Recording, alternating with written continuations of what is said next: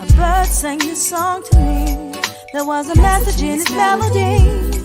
Sweetest lyrics that I ever heard. There's a message in the songs of birds. Tomorrow is another day. Living is the only way tomorrow's gonna ever come. Listen to the words of the song. Everything gonna be alright. Everything is gonna be. Hi, greetings and welcome to A Sip of Inspiration. Today's topic is Profit Pathways, Mastering Business Wealth with, and correct me if I'm wrong with the pronunciation of your name, Anwin Mbah.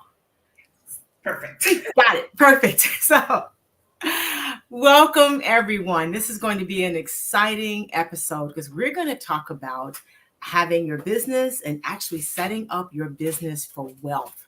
It's like that's an incredibly interesting concept because as we were talking earlier, we were talking about how we look at like the stock market and things like that. But this is another avenue.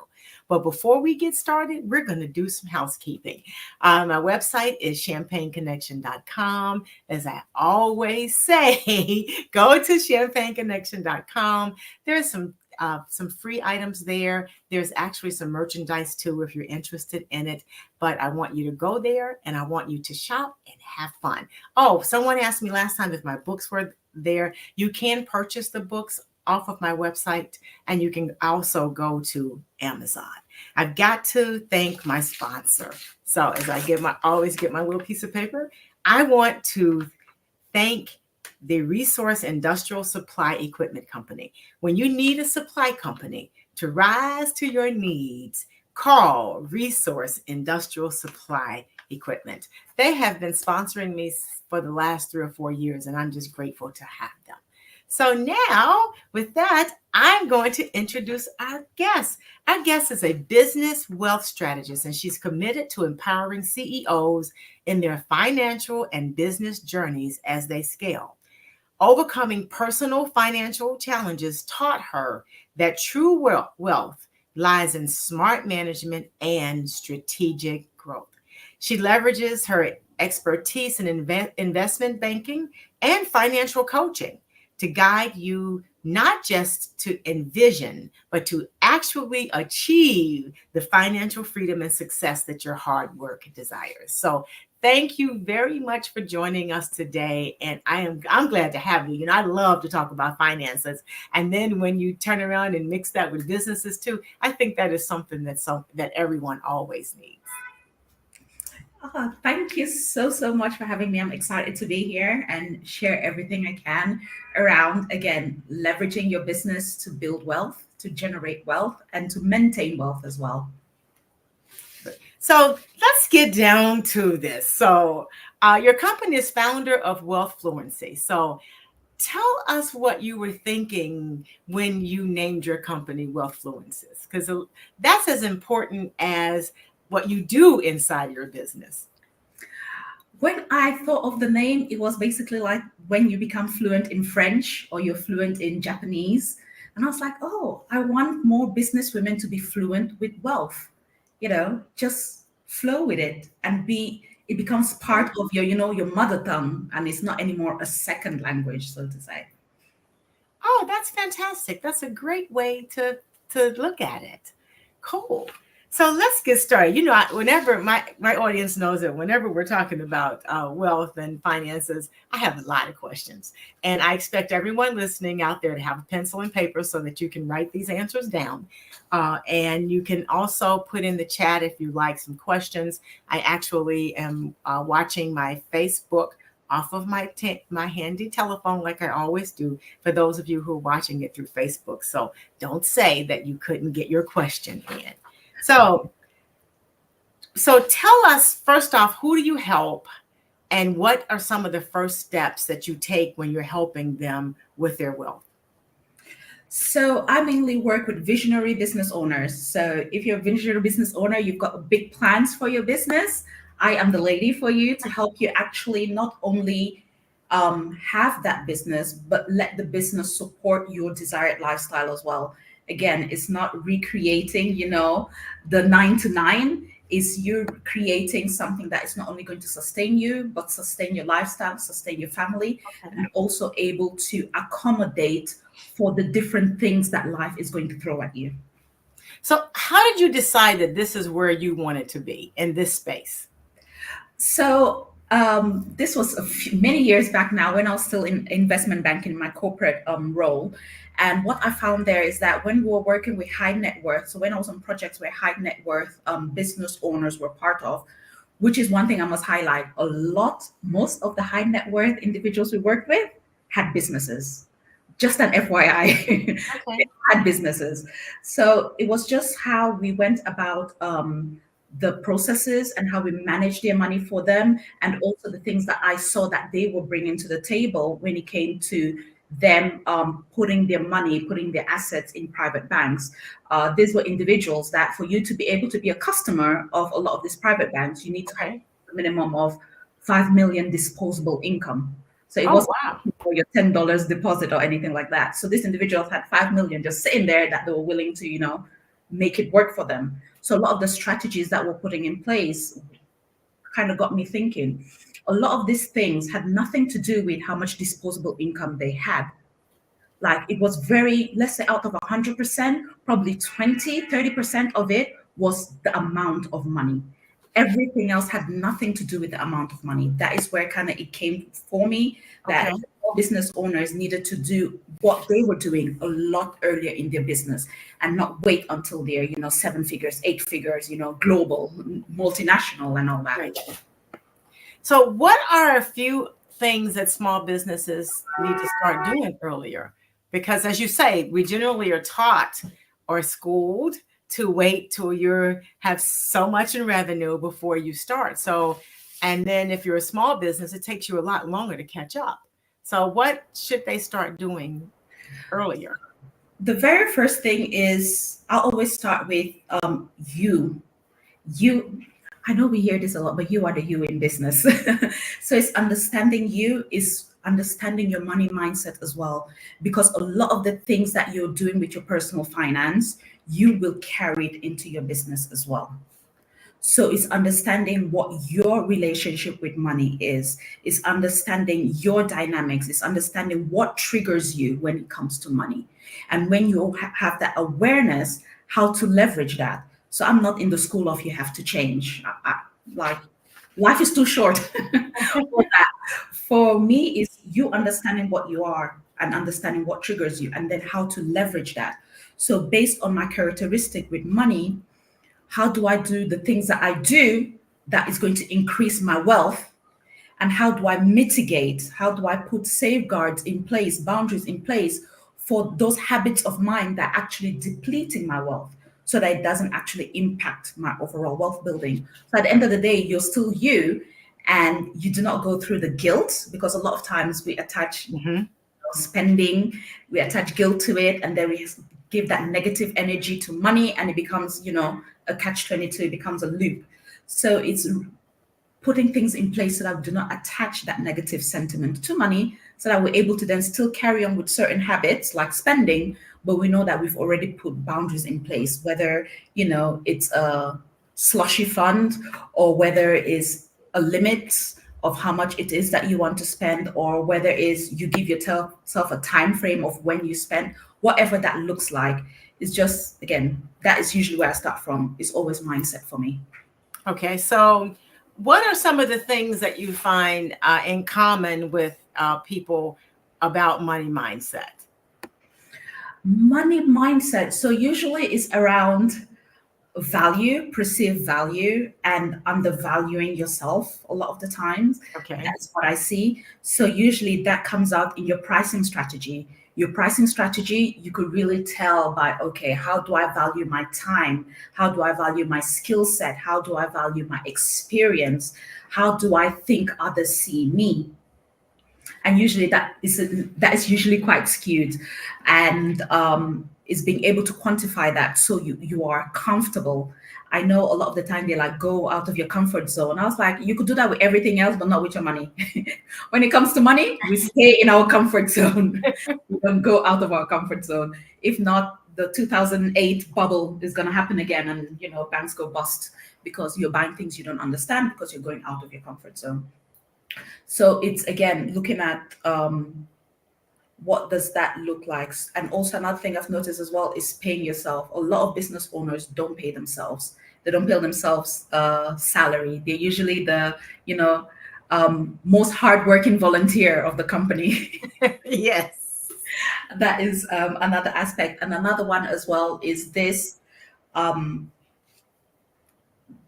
will be young forever. I'll love my business forever. The way I feel now is the way I will feel forever. So there's no planning in place. Your business is not your retirement plan. Your business is your business. You need to have a retirement plan, because then you need to have an understanding of, again, things would change. We get older. Our kids are getting older. Our parents are getting older. We might shift focus. And how does your business accommodate for that if the whole time you have been the main chief, main chief runner, main chief volunteer, and so forth? So those are the three main things that I've seen a lot with small business owners when it comes to, mindset and how that shows up in your business. It's sort of amazing that you mentioned some of those, because who's going to replace me is also a problem that large businesses have, because some of us think we're just going to live forever, and we don't have a succession plan. So you don't have anybody ready to go and to replace you when you leave. And I know you've seen it, that sometimes when we decide to leave is sooner than they thought, or you have an illness or something happens in the family and you've got to go, but there's no one to actually replace you. So you do need a succession plan, because you're not going to be there always. Absolutely. You have to think about it. Your kids might not want the business, no matter how much, it is. We have to kind of think of what is your exit every time. So when I'm working with business owners and I'm looking at, at their systems and your processes, it's like, what is the next step? What does it look like if I'm not there? As you said earlier, what would it look like if I'm going to sell this business? What would it look like when I step away? So that you make sure that you're not putting things in place that are tied to you. Because a lot of the time when you're sick, your business is sick. When you're off, your business is off. When you're on vacation, your business is on that Bahamas with you, So it's just... That's right. Actually, you're right. When you're on vacation, you're really not on vacation, because your business went with you. Yeah, exactly. So it's just putting those things in place and always thinking and be intentional, because sometimes there's some processes that are intrinsically tied to you. But if you know and you're aware, okay, I'm putting this in place now, but let's say in 2 years' time, when I bring in this person, then I'm going to hand over this particular process to them. Or I'm not going to do it. I'm going to try and automate it as much as possible. It's just the awareness of the things that you're putting in place so that you're able to, step away when life requires it. What I usually tell clients is, with everything you do, give 10% extra. There's always a 10% bonus. And I say, because 5% is for people. Working with human beings, today is sunny, tomorrow is rainy. You have to allow for that with whatever it is you're doing in your business. And then the other 5% is for life. You need to pay its dues. Life does not care how much you wanted to do it. Life does not look into your plans or like, oh, bless, you planned it. No, life does life. So giving that 10% buffer allows you, again, to set yourself up to win. I'm like, yeah, let's trick the system, because I need to win. And when I win, I feel better. When I win, you're able to then keep doing it. It's just putting yourself in a position where you're not deflated, you're not demotivated, and you can still do what you need to do. That's what that 10% is for. So that if you don't hit the optimal goal, you've hit the good, you've hit the realistic, because it's still within your 10% buffer. And that is basically how it is, to be fair. So are the businesses afraid of looking at their numbers? And if so, why? It depends. So there's numbers. Again, the thing about us in finance, or at least the financial industry, we like making things complex. Okay. And it's pretty much intentional. When it's complicated, then we kind of justify why all the mayhem is happening. We justify our pricing, and it's so confusing that nobody wants to really sit there and understand what quantitative easing is all about. And I'm like, yeah, I don't blame you. I don't want to sit and listen to that either. So when it comes to numbers, is this general, oh, I'm not good at maths? It's usually, again, it's a lot of calculations all over the place and nobody's really there to simplify it. And when it comes to like the whole finance bit as well, there are just certain things you need to focus on. You do not have to look at all the numbers on the sheet. Give that to your accountant, give that to your book, let them deal with it. All what you need to do is pick out your three numbers that you need to be looking at and see how they fluctuate and understand again, when I press this, this happens. When I twirl this, this happens. Understand like the cause and effect of each of those metrics that we're looking at. So a lot of it is around, again, fear of numbers, to be fair. Also judgment. There's a lot of fear of judgment that I'm a business owner. I should know all these things. I should be able to. It's like, no, you don't. Like, we've seen people on Shark's Tank that have gotten the investment and for the life of them, they don't know what the numbers are. I won't advocate it, but I'm saying there is still, it's not the end of the world. And also there's the general as well knowledge. You as a business owner, you wear a lot of hats, and I'm not an advocate for you to master them all. I'm like, be a master of one, but have an understanding of everything else.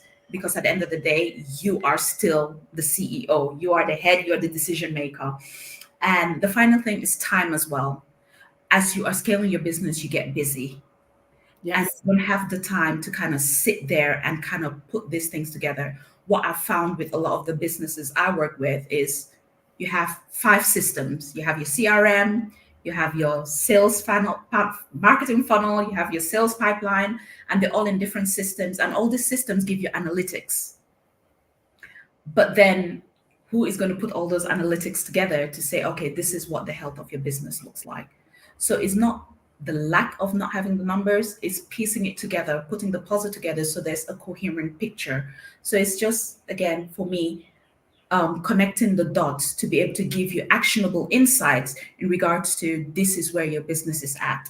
If we do this, we are more likely to hit that revenue goal.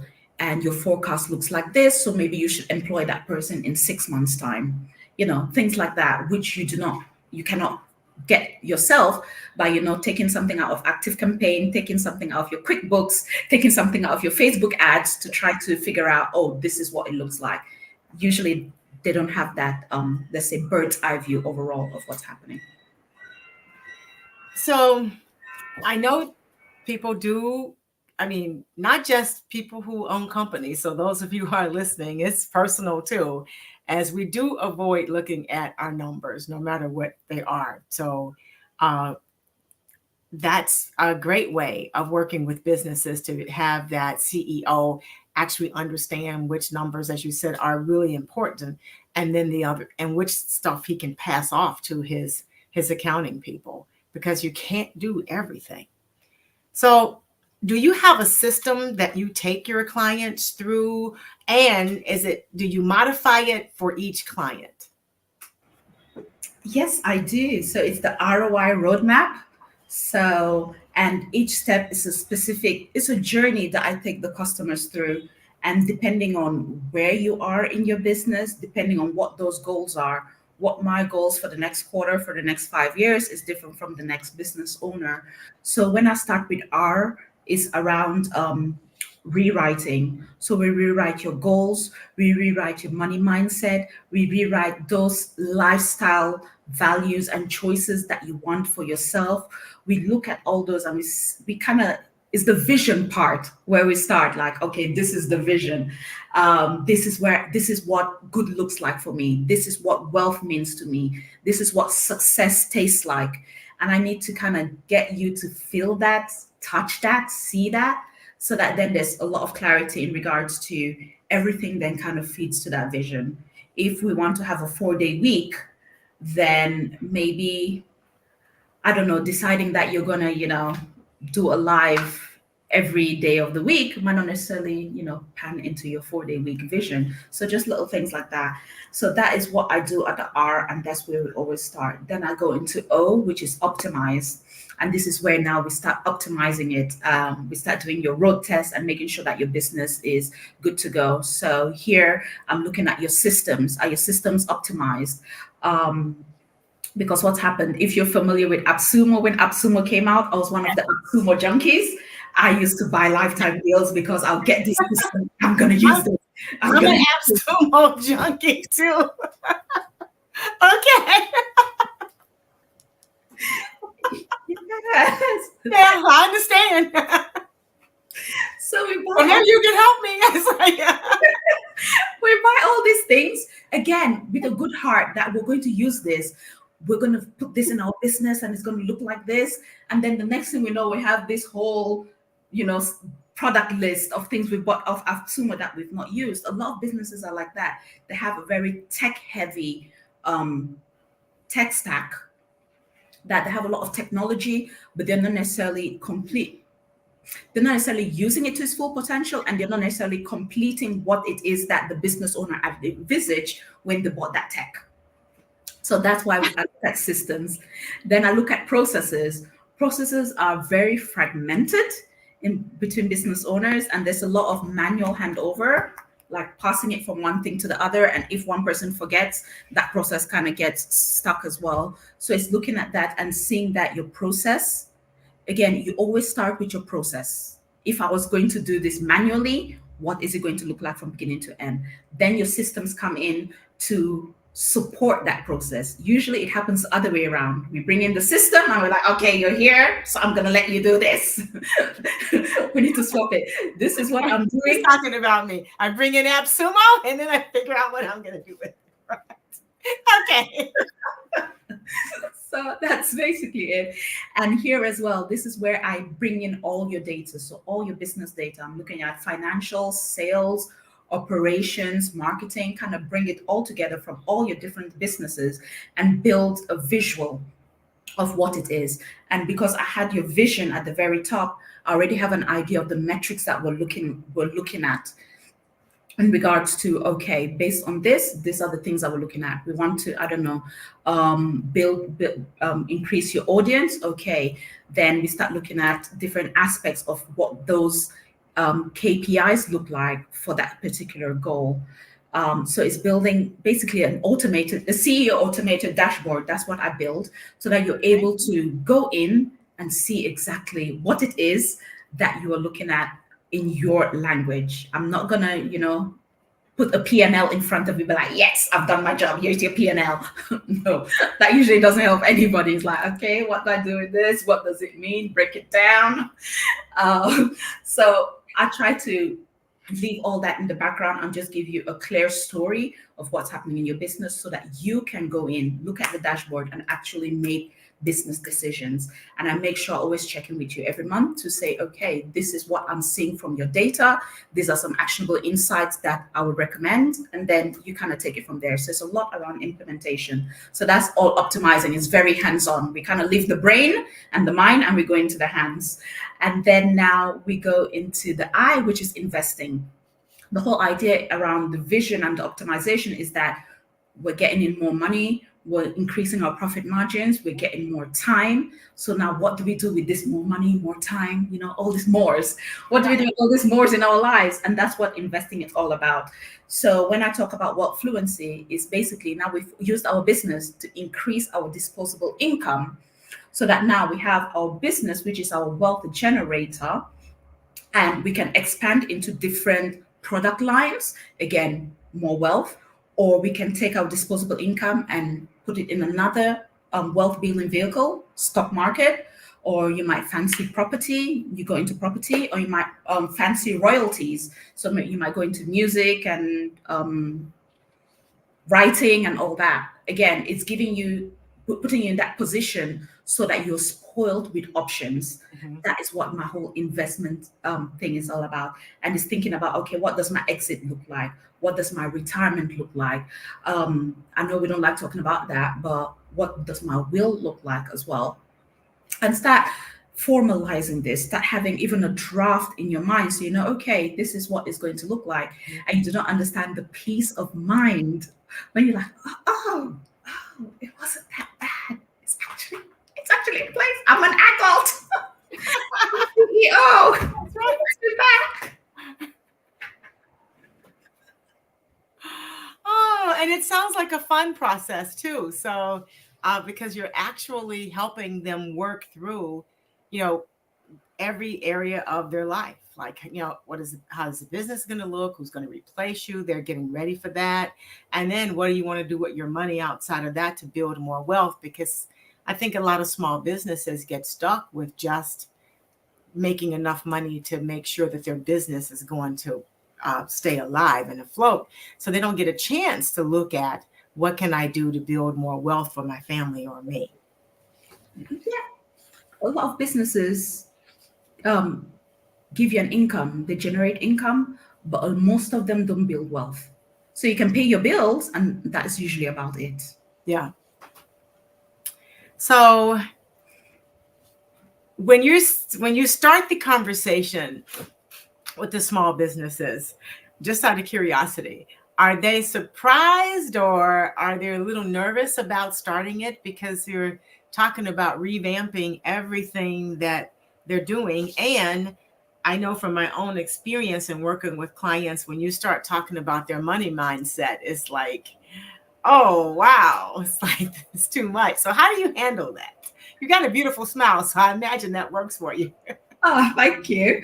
It does work, and it puts everybody at ease. And usually there is an element of money mindset, again, because you think it's only you. This is only me. There's that shame about it. And after I share my story, you're like, you done all that? You were such a mess, and here you are telling me. I was like, yeah, I've done it all. I've had bailiffs carry my car away. So there is no experimental or non-experimental thing about finance that has not happened to me. So when it comes to that, again, when they do approach me, they're already aware that we're going to touch that subject. And it's just, I guess, creating that safe space in regards to, for me, it's not me radicalizing, like trying to change you. Usually that's where it is. It's a bit like the gym, in January, everybody's like, yeah, I'm going to lose weight. By January the 7th, it's all out the window. And I'm trying to avoid that, because when I work with you, I want it to be permanent. And the best way to work with somebody is to leverage their strengths. So I leverage your strength. I was like, your money minds, you're a spender. Okay, let's work with that. How do we make that work for you? And how do we put things in place so it does not work to your detriment, or you're a saver. Again, nothing is good or bad. Nothing is black and white. It's usually the context. So if you see a spender, if you have a spender and they're buying things every other week on the stock market, you will not say, oh, that's a bad habit, would you?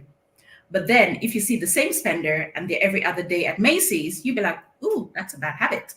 Again, context. So it's understanding what your personality is and then leveraging that. And when it comes to numbers, it's minimizing it. You don't need, you don't need your P&L. You do not need your cash flow statement. You don't need all of those things in your face. You just need to pick out what it is that you need to pick out to know which levers and which pulleys you should be, using to move you to the next step in your business. And a lot of times it is fear, and it's something that the fact that they've approached me, they're already willing to say, yes, I'm ready to deal with this now. And the pain is strong enough for them to want to deal with it. Because if it's not, then they'll just, hang in there, still taking the painkillers. I was like, yeah, tomorrow's going to be a better day. Yeah. So, that is so true. So can you share some other key principles or strategies that individuals can implement to achieve financial freedom through investment banking? So, when it comes to investing, a lot of it, for me, first of all, make sure you are comfortable. You have to be in a comfortable place to then start gambling, which is basically what we are doing with investment. It's not guaranteed. You're putting your money in there, hoping that you're going to make a return. So you want to make sure that it's not taking food off the table, it's not taking a roof over it, it's not taking a roof off your head. And once you're in that position, and you've kind of put those things in place. So when I started out, I had this 50, 20, 10, 10 when it comes to the income. Yeah. That yeah. Yeah. And what I used to do, so usually it's like 50, 20, 30, but I kind of split mine 10, 10. 10, 10, right. It's again your income. So whatever you're paying yourself, which before I even talk about paying yourself, if I go back to your business, what I recommend, one of the strategies is profit first. I help clients put in profit first methodology. And this is again looking at the fact that you need to make a profit. So every money that comes into the business, you take away your profits. You take away how much you're going to pay yourself. You take away how much your expense is, and you take away how much your tax is. When you've taken those four things out, whatever is left, that's what then you use for your expenses. This kind of makes it intentional so that you're always making profit. It makes it intentional so you're always paying yourself. What currently happens, or what is normal, is that you have sales, you say you do 10K in revenue, then 6K of it is expenses. And now with the 4K that you have left, you're trying to figure out, oh, I need to pay this person, I need to pay his taxes. And it should be the opposite way around, where first you do all those things, and then you say, okay, now I have 3K left. Okay, my expenses have to be within that. It's not going to go above it. So when you have that set up in your business, then at least now you know that every month you're paying yourself a salary. With that salary now, that's where the 50, 20, 10, 10 comes in, where 50% of that salary is basically your daily living. That is what you pay your bills, do everything else. And then your 20%, no, your 30% is your wants and needs. So after you've dealt with rent, bills, all that, then you have the wants and needs, which is the 20%. And then your 10% is your savings. And then the other 10% is your investing. So that means that you're covering all the bases. You're able to live your day to day. You're able to enjoy life because, again, you have your wants and your needs. And then you're making sure that you're putting money away for savings, and you're also investing. And it kind of covers all of that. So those are the two main things that I'll definitely start every business owner on. Profit first, you set up that so you're paying yourself every single time and you're making your profit every single time. And then that kind of, budgeting role in regards to how you allocate your money when you've actually paid yourself. So, and that's a good, the 50, 10, 50, what is it? 50, 20, 10, 10, 10. Yeah. I think that was one of the Rockefellers were famous for teaching that method to their kids. So that actually can be used too if you don't have a business, because you do need to save money, you do need to pay expenses, and you do need to keep some for yourself. So that's actually a very good habit. So when you talk about investment banking, what are some of the misconceptions people have about investment banking? And after that, what about financial coaching too? Because people have misconceptions about financial coaching also. So when it comes to investing, you don't need a lot of money. You absolutely don't need a lot of money. When it comes to investing, we're not talking about day trading. There's a lot of people online that are teaching day trading. We're not talking about day trading. We have professionals that can barely do it. I would not advocate it. If it's your thing, I mean, go for it and do your Forex trading and so forth. But that is not really what it's about. What it's about is actually putting money in a company and basically hoping that company will do well so that you get returns, whether it's an increase in your share price or whether it's dividends that they'll pay to you out of the profits that they've made. So you do not need a lot of money to start. You can start for as little as $5, to be fair, depending on, again, which platform you go with. And also, it doesn't have to be day trading. It's not something that you have to be looking at charts every day. You can go into funds and kind of put the money there, and then the funds does everything else. Or you can actually buy individual shares if so you choose, and then trade that way. But it's not something that you have to do every day. So it's just kind of stepping away from, oh, you need to have a lot of money. No, you could literally start. Remember I said that 10%? Yes. It could be 10% of anything. It could be 10% of $5, to be fair. So there are options out there.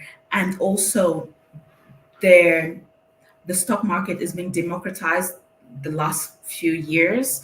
That is allowing you to even buy half a share now. Yes. So even if you want to buy Apple, you don't necessarily need the full bank $300 for one share. You can buy half a share. So there are ways for those that want to actually get into it.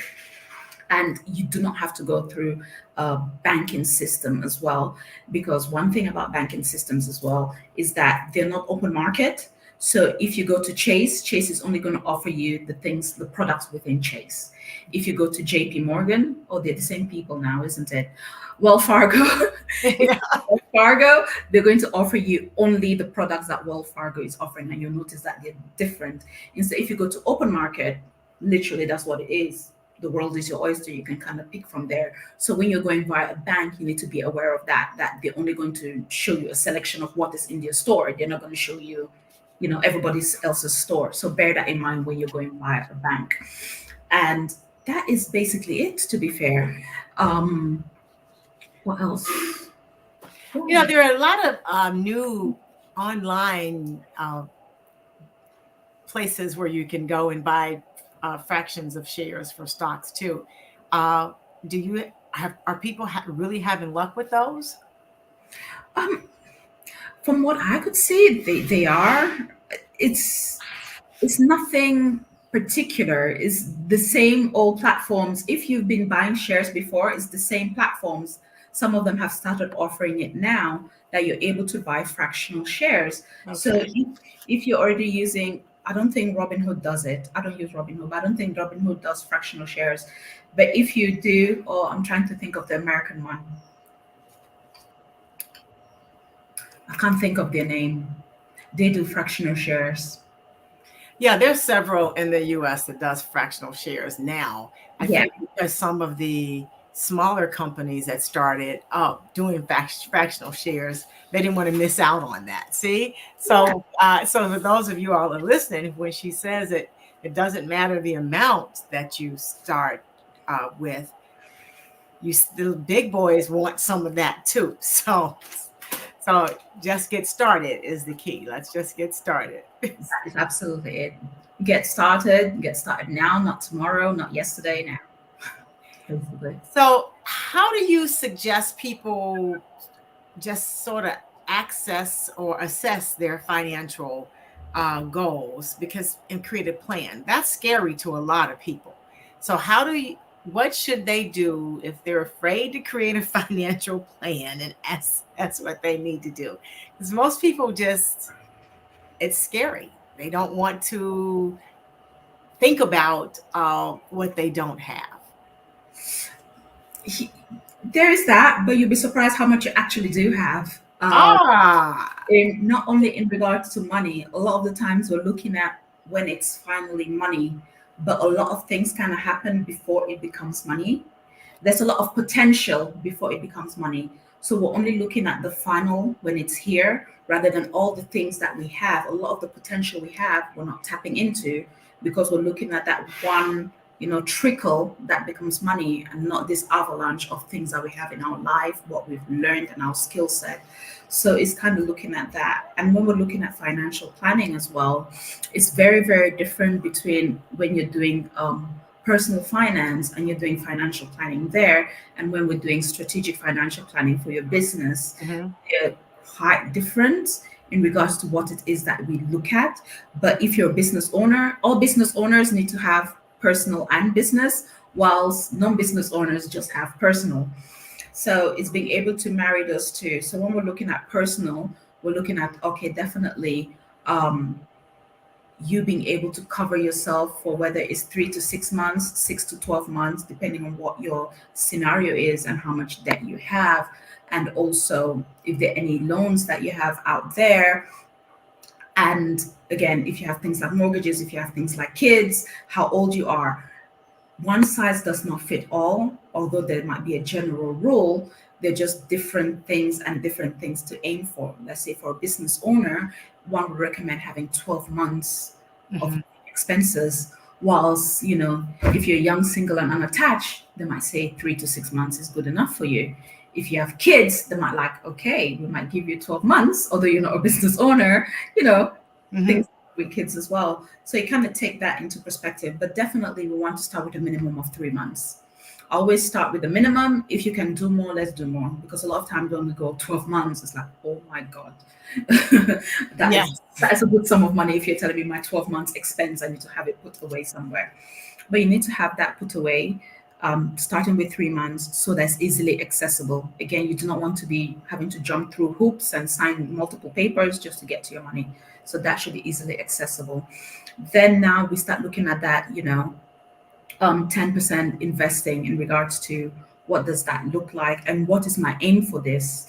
Is it, 3 to 5 years because maybe I'm putting money away that I'm going to pull out maybe for mortgage, or is it towards my retirement? So we're looking at 10, 20 years, and that is when I'm going to be pulling it out. That also determines what you're looking at. So that's very much personal finance focus. When we're looking at strategic business financial planning, here we're looking at your forecast. We're looking at, again, your exit. What does your exit look like? Where do you see your business in 5 years' time? And start putting those in place in regards to what does your staffing look like, and start putting, standard operating procedures in place so that anybody, and I'm putting anybody in quotes here, anybody can come in and replicate that specific process in your business.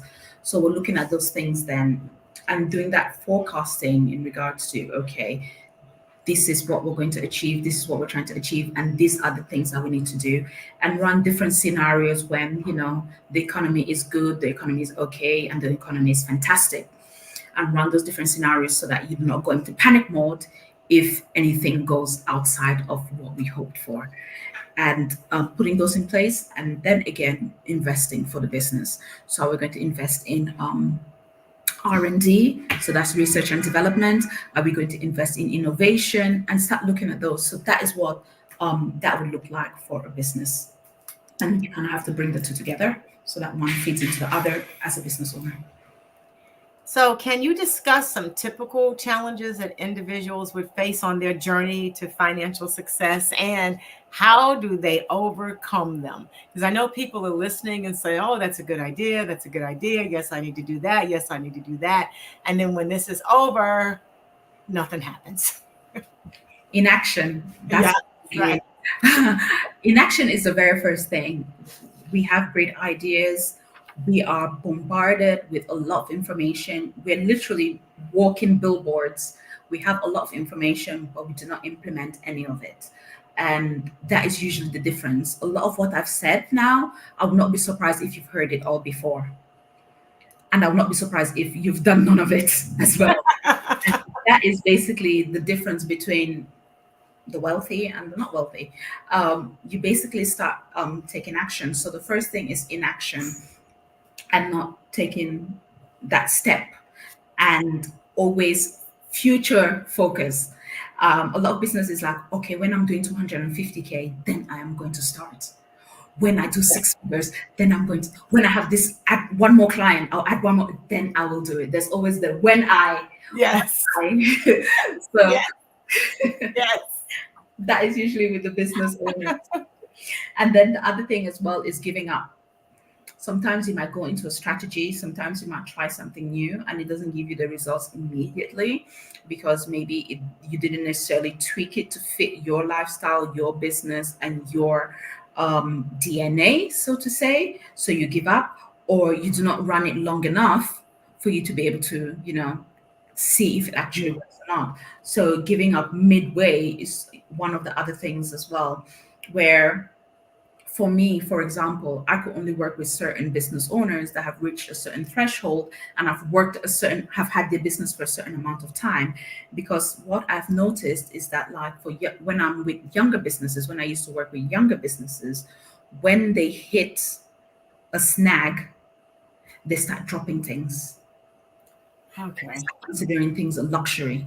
And it's like, your financial management is not a luxury, but I could see where you're coming from, because right now you need people through the door. Mm-hmm. So we need to bring money in. If I have no money in, there's nothing for me to manage. And I'm like, that is understandable. Compared to a more mature business, they kind of know that for me to bring more people in, I need to know what's happening with my data. My data will tell me why people are not coming in. But you cannot tell that to somebody that is, Right. bills. So that is something that I've learned. And that is to say that sometimes you have to try something long enough to be able to then see why it did not work.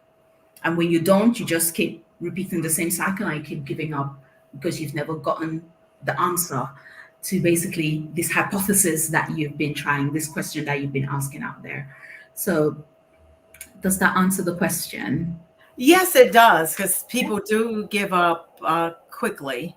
And I've had a thought to go back to the money mindset is that a lot of times people don't take their money mindset seriously. So they don't finish all the work that needs to be done when you're dealing with the money mindset.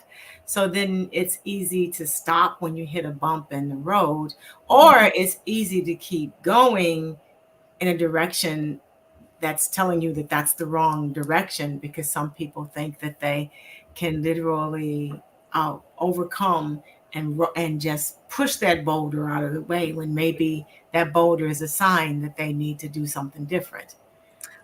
Absolutely. Money is emotionally charged. Yes, it is. Money, we try to use our heads. Our head has nothing to do with money. Our head has nothing to do. Literally, all our head does is tell our hands how to count. That is, Okay, I love that. Okay. it does nothing else. It's just that is it. When it comes to money, it's emotionally charged, and whether we like it or not, we don't necessarily like to delve into that. I'm left brain. I'm a very numbers person. So when we start delving into emotions, at one point I was like, that's why I kind of did financial coaching as well, because that helped me then deal with the emotional side of money, because I came with it, investment banking, very number. These are the numbers, tick, tick, tick, tick, tick, calculator. Instead, no matter how much calculating and how much summing and how much formulas you're putting in that spreadsheet, if the person is not emotionally there, it's you, Yes. yourself, and her. So it's gonna be me, myself, and I, right? So when you're dealing with that and all the psychological things start to show themselves, how do you help your client with that? Because for those of you who are listening, it's like this, none of this is good or bad, it just is. And you can tweak what just is to make it work for you instead of working against you. So it's not bad, okay? You just need to know. you literally just need to know what it is that what are you working with, what Right. working with. If we have a Ferrari, we're going to drive the Ferrari. If we have a Toyota, we are driving, or what we're doing, we need to drive it. So Right. understanding what it is you've got makes you understand, okay, this is what I'm driving with. These are the pros and cons of a Ferrari. These are the pros and cons of my off-roader. Let's work with it. Let's make the most of it. A Ferrari, maybe we need to be on more tarmacs. Our off-roader, let's hit the mountains. So we do more mountaining, and less, that's the kind of things I'm talking about. So I kind of lost track now. Where was I going with this? I'm off-roading. I've off-roaded myself right now. Yeah, I've off-roaded myself. So are your clients surprised when they do discover what their money mindset is? You find people are surprised by it? Not necessarily surprised in regards to, I cannot really tell something about you that you really didn't know. Like, some of it is loud and and some of it is whisper. They're like, shh. Okay, but you still know. You still know. So you kind of still know. A lot of it, where they're surprised, is when I'm showing them how it shows up in their business. It's usually like, oh no, that's fine, that's personal, I could deal with it. I was like, yeah, but this is the ripple effect. This is why this is happening in your business. This is why you are doing this in your business. This is why we're not hitting the targets that we said we're going to hit, because it's coming from here. So being aware of that kind of puts you in a stronger position. There was a Gallup research that kind of showed, and this was for employees, that kind of showed that companies that leveraged, allowed their employees to work on their strengths, put them in tasks that were on their strength, the companies were making 40% more revenue. And I'm like, 40%, that is decent. So all you have to do is work on your strength, focus on your strength rather than trying to strengthen your weaknesses. That is an absolute waste of time. Like not even joking, a waste of time and loss of money. So focus on your strength, mitigate your weaknesses, and you get 40% better results. I mean, that's a win-win, right? Right. It's just looking at it from that perspective and understanding where the stories are. Why do you have that story? Right. Where does that story come from? Is it beneficial to me or not? Because some stories are beneficial to you, and others, they've done their time. It's time to close the book and put them on the shelf. Know that they're on the shelf and leave it on the shelf. And other times, I'm going to say yes, maybe, it's more therapy route. But again, those are not the individuals that I've worked with. But I know that sometimes your finances are symptoms of something much deeper that is not just financial coaching anymore. It's not just money mindset anymore. So it's just appreciating that and discovering. For you to reach higher, you need to dig deeper.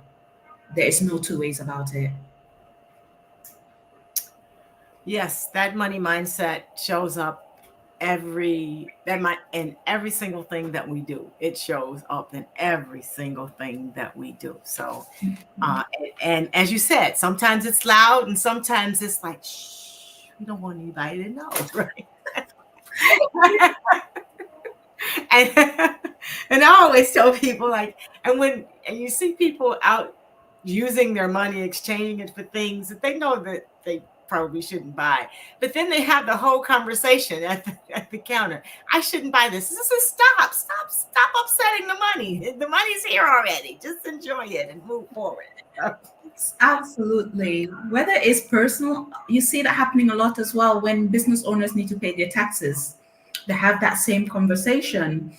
And again, there's a lot of, when we said earlier, there was a lot of emotion attached to money. There's a lot of energy attached to money. Yes. And the energy always loops back. Energy cannot be created or cannot be destroyed. It just gets exchanged.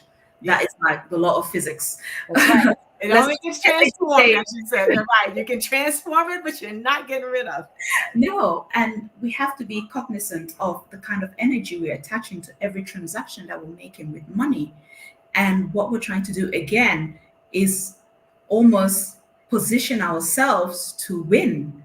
So if we know we're going to go shopping, let's go shopping and let's shop happily. Don't shop and then feel guilty about it. You just ruin the whole experience. And for you to do that, have your slushy fund. Even if, again, for me, I am one of those people, and I had certain triggers that I was like, okay, when certain things happen, I'll just go out and spend.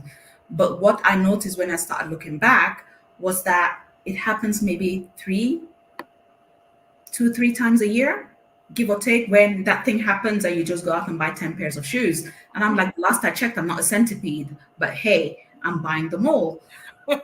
But it came to a point where I would buy all of them and then have them in the car. And my husband and I had different cars. So I would then sneak one by one into the house so he doesn't notice that there are new shoes in the house. So you see, when I say there's nothing you've done that I've not done, but that is, again, my money story. And I see that, okay, there's certain triggers. And because it only happens a certain amount of times in a year, I kind of have to put money away to cater for that emotional outburst, so to say, so that when it happens, first of all, I do not feel crappy because whatever is happening, I'm feeling some way about it. So I'm not almost exasperating it, that I feel bad for whatever it is that is bothering me. Then I feel bad about how I reacted to the thing that was bothering me because I went and spent and bought 10 shoes. So if I could just, soothe myself and then not feel bad about how I soothe myself, that is then gives that positive energy to money, because I was like, I'm not doing anything because I'm kind of already knew that there's certain things that trigger me. And because I know that it doesn't happen every day, if it's happening every day, that's a different conversation. It's not money mindset no more. Right. But because it only happens a few times per year, I'm putting my money every month towards that. So when it happens, I have money there that was meant for that was put away for that. If it doesn't happen, hey baby, mimosas, we're going on a holiday, because again, that is what the money was put there for. So again, know what your story is and know what it is that triggers you, and then put things in place so that then you don't attach the negativity to it and you don't charge it more with the wrong kind of energy that then comes back to you, because you send bad money out, bad money comes to you, and it just loops. Yes, and when you're buying shoes, remember they won't buy themselves. So Wear them, please wear them. At least that. wear them, right? It's like, so I want to thank you for joining us. This has been a fantastic opportunity to actually talk about the money mindset, and what people can do in their businesses in order to be sure that they're growing a business that will still be able to sustain them after they leave the business, because they've done proper planning and everything. And that's just fantastic. So tell people where they can get in touch with you, so that if they need to reach out, so that you can help them build their business wealth. Oh, absolutely. So you guys can find me on all the social media platforms, mainly LinkedIn. That is where I hang out, as Anwin Mbah, as you can see on your screen. If you have any questions, shout out there. And also you can go on my website, where I have a quiz for you to find out how much you should be paying yourself. Don't be the chief volunteer officer of your business. Know how much you should pay yourself based on where you are and your revenue in your business as well. So any questions, I'm here online for you. Thank you very much again. And as I always say to the people who are listening to me, may this day offer you just what you need in each unfolding moment. I want you to be inspired, and until further notice, celebrate everything. Do not go gently into that good night. I want you to find the hero worth dying for and taking it. And I want you to be the person that you have been waiting for. Make today so awesome that yesterday gets jealous. And above all else, do it your way. I'm Stephanie Wilson-Coleman, known as the Empowerment Doctor. And it has been a pleasure to be here with you guys tonight. Thank you, Anwin. I really appreciate it. And I look forward to us maybe doing this again sometimes. So you guys have a great day. Bye now. Hi, this is Stephanie Wilson-Coleman, the Empowerment Doctor. And today I want to encourage you to refuse to be distracted from your goals.